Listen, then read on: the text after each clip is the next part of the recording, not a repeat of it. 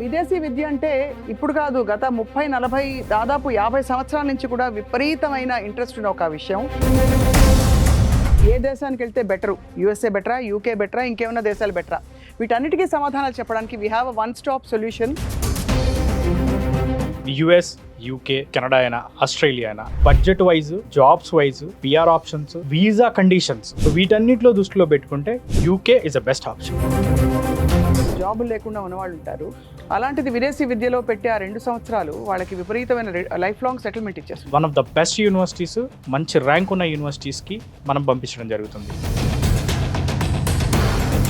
ఒకటి 1 year master programme ఉంటుంది, 2 years master programme ఉంటుంది. యూకేలో ఉండే కోర్సెస్ అండి అన్ని స్టెమ్ కోర్సులా లేకపోతే ఐటీ,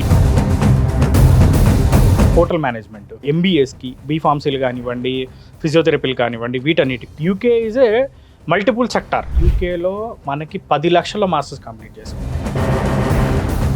పౌండ్లా రూపీసా? రూపాయలు. ఇంతమందికి వాళ్ళ జాబ్లు ఇస్తూ పోతే మరి వాళ్ళ స్టాఫింగ్ ఫుల్ అయిపోతుంది కదా.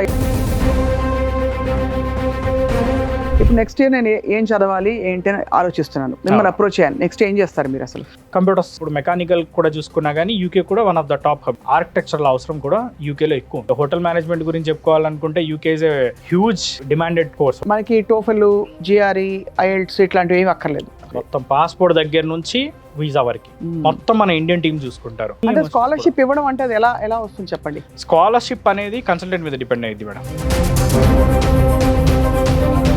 నెక్స్ట్ ఏం చేయాలని మిమ్మల్ని అడిగితే మీరు ఎలా చేస్తారు వాళ్ళకి అడ్వైజ్? యూనివర్సిటీస్ కూడా ఎలా ఇస్తామంటే వాళ్ళకి ఏ కోర్స్ చేద్దాం అనుకుంటున్నారు, ఆ కోర్స్కి ఆ యూనివర్సిటీ టాపా కాదా. పిల్లలు ఇక్కడ నుంచి బయలుదేరారంటే మీరు సెటిల్ అయ్యే వరకు కూడా ఒక కంట కనిపెట్టుకుని ఉంటారు. Post study work permit 2 years complete అయిన వెంటనే 5 years వాళ్ళకి ఎంప్లాయ్మెంట్ వీసా, 6 years ఉంటుంది. సో